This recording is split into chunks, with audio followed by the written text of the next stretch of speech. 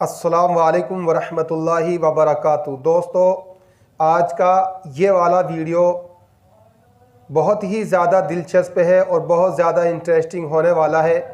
इस वीडियो को आप लोग पूरा आखिर तक ज़रूर देखें, बीच में इसको स्किप मत करें। और एक छोटी सी आपसे गुजारिश ये है, अगर आप चैनल पर नए हैं तो इसको अभी सब्सक्राइब कर लें ताकि आने वाली हर एक वीडियो का नोटिफिकेशन आपको मिलता रहे। चलिए वीडियो शुरू करते हैं। 2009 में मेरी शादी हुई थी। 2009 तक मैं अपनी ज़िंदगी गुजार रहा था जिस तरह से एक आम जाहिल या जिस तरह से गुजारते हैं। 2010 में इस्लाम कबूल करने के बाद अल्हम्दुलिल्लाह 2012 में मेरी वाइफ, मेरी अहलिया ने इस्लाम कबूल किया।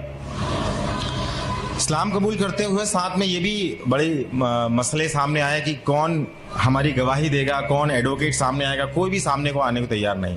यहाँ तक कि एक इदारे में हम लोग गए जहाँ पता चला कि यहाँ सर्टिफिकेट बन जाते हैं, यहाँ आपको आसानी हो जाएगी। मैं बिलोंग्स करता हूँ, पहले मैं आपको बता दूँ, मैं भोपाल की एक तहसील है बैरसिया, वहाँ से बिलोंग करता हूँ। और चूँकि एमपी का स्पेशल कानून है, इस्लाम कबूल करने को लेके खास कानून बना रखा है, तो वहाँ इस्लाम कबूल करना और डॉक्यूमेंटेशन बनाना बहुत बड़ा मसला है।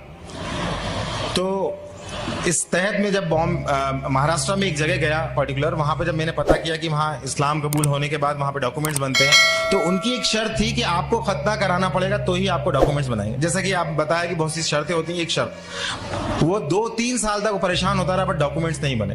डॉक्यूमेंट्स नहीं बनने के कारण लोग मुझे बहुत परेशान भी करते थे। अल्हम्दुलिल्लाह अल्लाह सुब्हान तआला ने एक चीज़ महसूस करा दी इस बीच सारी, कि मुसलमानों का बिहेवियर, गैर मुस्लिमों का बिहेवियर, मुशरिकीन का बिहेवियर आपके प्रति क्या है। सारी चीज़ अल्हम्दुलिल्लाह साथ में कुरान में पढ़ रहा था। पढ़ते पढ़ते सारी लोगों की साइकोलॉजी अल्लाह ने समझाई, पूरी तरह से मुतमईन कि अब अगर अल्लाह सुब्हान तआला ने ज़िंदगी दी है और उसने अगर मुझे ईमान दे दिया है तो वो खिलाने और पिलाने वाला वो है, तो मुझे किस चीज़ की फिक्र है और मुझे किस चीज़ से डरना है। अल्हम्दुलिल्लाह जैसे जैसे मेरी दाढ़ी बढ़ती गई, जैसे जैसे टकने के ऊपर पजामे ऊपर गए, लोगों को जो चिढ़ाते थे, जो कॉन्स्पिरेसी करते थे, लोग जो बहाने बनाते थे, वो दूर हटने लगे कि अब ये वापस नहीं आ सकता, अब ये वापस नहीं आ सकता। यहाँ तक कि मेरे परिवार वाले भी जो बहुत मुश्किल से, बहुत इतना सुबह शाम ताने सब कुछ, यहाँ तक कि मैं सुबह ऑफिस से जाता था, मेरी शाम को वाइफ जो है इतनी ज़्यादा मतलब तानों से भरपूर मिलती थी कि मतलब उसकी ब्रेन वॉश और सारी चीज़ करने में वक्त लगता था। तो इतना परिवार वालों, वालिदैन सबके से इतना परेशान हुए परे, मगर अल्हम्दुलिल्लाह जहाँ कुरान ने समझाया कि नहीं कुछ भी नहीं होता, जैसे इस्तिकामत हुई, जो कहा कुरान में वैसा करना, जैसी शरीयत बताई गई वैसा करना, नबी करीम सल्लल्लाहु अलैहि वसल्लम जैसा बताया वैसी सुन्नत फॉलो करी, झूठ, गीबत, चुगली ये घर से दूर करी, गैर मुस्लिम परिवार में जैसे ही दूर करी, अल्हम्दुलिल्लाह जो वाइफ के राइट्स थे, जो सास के राइट्स थे, वो राइट्स जैसे सेक्रीफाइड किए तो घर में बड़ा बवाल मच गया। बवाल जितना मचा उतना लोग ये समझ गए कि ये इंसान कभी झूठ नहीं बोल सकता, ये इंसान किसी लेवल पे किसी को धोखा नहीं देगा, ये खुद अपना नुकसान कर लेगा। ये इवन मेरे वालिद को आके लोग बोलते थे कि यार ये कितना ऐसा इंसान हो गया, इसको कुछ समझाओ, ऐसा हो गया, गद्दार हो गया। मेरे वालिद बोलते हैं कि मेरा बेटा अब 24 कैरेट का गोल्ड हो गया है, मगर बेवकूफ़।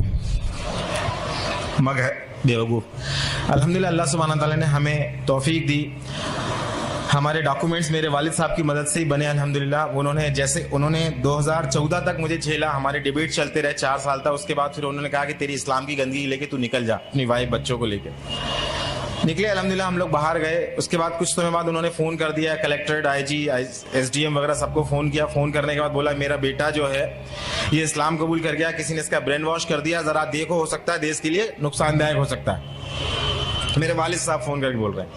मैं इस समय ऑफिस की ड्यूटी पे था। जब वहाँ से वापस आया, उन्होंने उस समय फ़ोन लगाया कि आप कहाँ पर हैं, हमें आपको ऊपर से बहुत सारे प्रेशर है, हमें आपका बयान लेना। मैंने कहा मैं जहाँ पर भी हूँ आप आ जाइए, मैं आ नहीं सकता ड्यूटी छोड़ के, आना तो पड़ेगा तुमको। तो मैंने कहा ठीक है, आप वारंट निकाल दीजिए।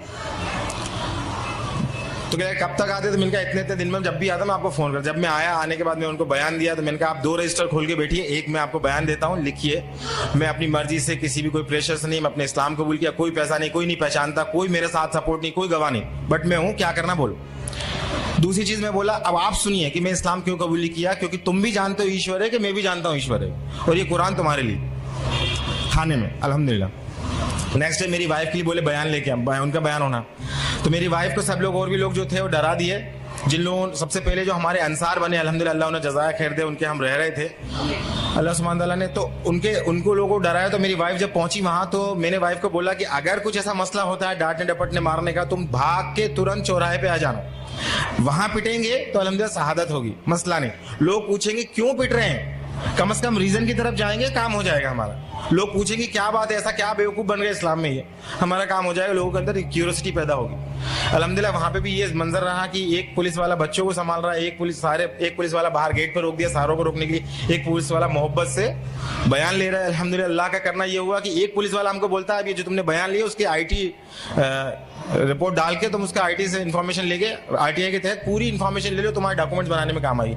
वहां से डॉक्यूमेंट्स मेरे अब्बा की मदद से चालू हुए बनना। अब तक मैं क्या सोच रहा था कि मेरे अब्बा की इज्जत, मेरे अम्मी की इज्जत, मेरे रिश्तेदारों की इज्जत। अल्लाह सुब्हान ताला यहाँ एक बात समझा दिया, सबसे ज्यादा मोहब्बत तुम्हें अल्लाह से करनी है, उसके बाद तुम्हें सबसे करना है। अगर तुमने उसके साथ किसी और से ज्यादा इमोशनल अटैच हुए, वहीं से तुम्हारी आजमाइश आएगी। तो ये चीज बड़ी मुश्किल से समझ में आई। जब तक मैं मेरे अब्बा हैं, मेरी माँ हैं, इनके हुकूक हैं, इनके सारी चीजें हैं, ये सब चल रहा था। बेशक हुकूक है, इस्लाम कभी नहीं कहता रिश्ते तोड़ने को, बट वो बार बार रिश्ता तोड़ रहा है, रिश्ता तो तोड़ रहा है, शर्त रख रहा है। इस्लाम शर्त नहीं रख रहा। मैंने एक्सेप्ट किया, आप करना कबूल करो मत करो, मैं आपकी पूरी तरह खिदमत करूंगा, पर इस चीज को नहीं समझ रहे हो। तो एक इमोशंस, आज भी अगर इमोशन से ज्यादा अगर हम लोगों को ज्यादा तरजीह देते हैं, आज भी हम मुसलमान होने के बावजूद, तो अल्लाह सुब्हान ताला मुशरिकों के बारे में पहले ही फरमा चुका है कि ये लोग दुनिया पसंद होते हैं, ये लोग ख्वाहिश पसंद होते हैं, ये तो चाहते हैं तुम्हें, जब तक कि तुम्हें अपने उल्टे पैर ना फेर दें तुम्हारे पीछे से नहीं हटेंगे। फिर अल्हम्दुलिल्लाह इस्लाम एक्सेप्ट होने के बाद फिर लोगों को दावत तबलीग का काम चला, और इस बीच ये समझ में आया कि मुझे करना क्या है। फाइनली अल्हम्दुलिल्लाह मेरी जॉब चली गई 2015 में, अल्हम्दुलिल्लाह बोलता हूँ, क्योंकि बड़ा मुश्किल वो मुझे झेल रहे थे। उसके बाद उन्होंने कहा कि हम अपना, मैंने कहा सर क्यों चली गई जॉब, जरा मुझे बताएंगे। तो बोलते हैं हमारा एक डायमंड है वो चला गया, मगर हम मजबूर हैं। विश्व हिंदू परिषद RSS सबके फोन आते थे, कोई लोग मुझे धमकाने आते थे। चूंकि मैं बिलोंग करता हूँ, बताना भूल गया, मैं बिलोंग करता हूँ जैन मजहब से, जैन दिगंबर, जहाँ के मुनि बरहाना घूमते हैं, उस मजहब से बिलोंग करता था। वो मुनि, उनसे डिबेट होती थी, डिस्कशंस होते थे, बहुत सारी चीजें होती थी। बट मेरी अम्मी बार बार नए नए मुनियों के पास लेके जाती थी, और ये हर बार कहती थी कि इनको नहीं आता, इनको कम आता है, तो इनको दूसरे के पास लेके जाएंगे। जब मैं इस्लाम एक्सेप्ट किया, इस्लाम एक्सेप्ट करने के बाद सबसे पहले मैंने तौहीद एक्सेप्ट की। तौहीद एक्सेप्ट करने के बाद मैंने कहा कि यार ये तौहीद समझ में आ गई, मगर ऐसा समझ में कुरान हक है, कुरान कैसे नाजिल हो गया अपने आप, कोई मोहम्मद सल्लल्लाहु अलैहि वसल्लम आके कल को बोलते हैं तो मैं तुम्हारा रसूल हूँ। इसकी तहकीक के लिए जब मैं इस्लाम एक्सेप्ट कर लिया, बनिया था मैंने कहा अगर ये हक है तो पहले इस्लाम कबूल कर लो बाद में ऐसा नहीं होगा, केवल गफलत की बात है। तो जब मैं इस्लाम एक्सेप्ट किया, फिर मैं हिंदुइज्म की किताबें पढ़ा, फिर जैनिज्म की किताबें पढ़ा। सब पढ़ने के बाद अल्हम्दुलिल्लाह स्कॉलर से डिबेट करने के बाद अल्हम्दुलिल्लाह पूरी सर्टेनिटी जब आ गई, अब फिर मैं गैर मुस्लिमों में काम भी करने लगा। और मुसलमानों के लिए जब उन लोगों के बीच जब मैं निकला, तो जब सबसे पहले मेरी जॉब गई तो मुझसे किसी मुस्लिम भाई ने मुझे जॉब दी, अल्हम्दुलिल्लाह उन्हें जज़ा खैर दे। मगर 1 महीने बाद वो जॉब चली गई।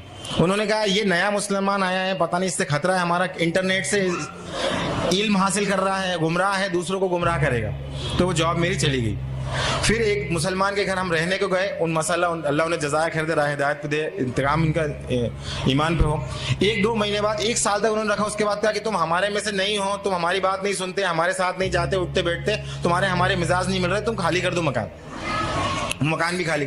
अल्हम्दुलिल्लाह लगातार अल्लाह सुब्हाना ताला अपने दीन के हक होने, लोगों की जहनियत, और अगर जो अल्लाह का है जो अल्लाह का नहीं है, इस बारीक लाइन को वाज़े समझाता जा रहा था। तो मैं आज अपने सारे मुसलमान भाइयों को जो रिवर्ट है उनको मैं तो कुछ नसीहतें मेरी जो तजुर्बे हूँ उनको मैं देना चाहता हूँ।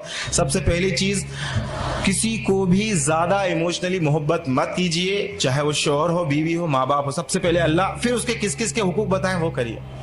सेकंड चीज, मेरे भाइयों मेरी बहनों, शैतान हमारे जहनों में बार बार ये बात दिखाता है, देखो ये मुसलमान कैसे हैं, हमें बताता है कि हमारे मुसलमान कितने बुरे हैं। तो हमारे जहनों में उनके बीच में गैप पैदा कर देता है।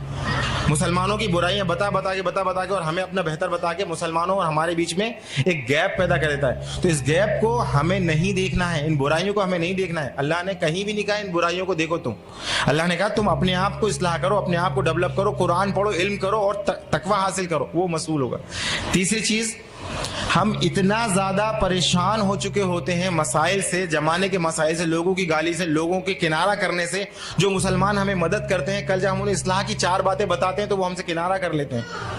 इन सारे मसाइलों से हम इतना ज़्यादा परेशान हो चुके होते हैं, तो अल्टीमेटली बात ये आती है कि हम इनमें कूद के उनको इस्लाह करने की कोशिश करते हैं। तो मेरा मशवरा यहाँ ये है कि केवल और केवल कुरान पहले अपने, अल्लाह भी कुरान में फरमा रहा है कि बचाओ अपने आप को और अपने अहलो अहल को जहन्नुम की आग से। तो सबसे ज्यादा मेहनत करें अपने बच्चों और अपने बीवी बच्चों पे। क्यों? क्योंकि मेरी अहलिया मुझसे पूछती है कि, मुझसे कहती है कि मुझे फिक्र अपनी थी कि अपना हम जो कर रहे हैं ठीक है, मगर मुझे खौफ इस बात का है कि मेरा बेटा जहन्नुम ना चला जाए, मैं उसकी क्या तैयारी कर दूं, क्योंकि ये भी एक ऐसा मुसलमान बन जाएगा जिन मुसलमानों को देख रहा है।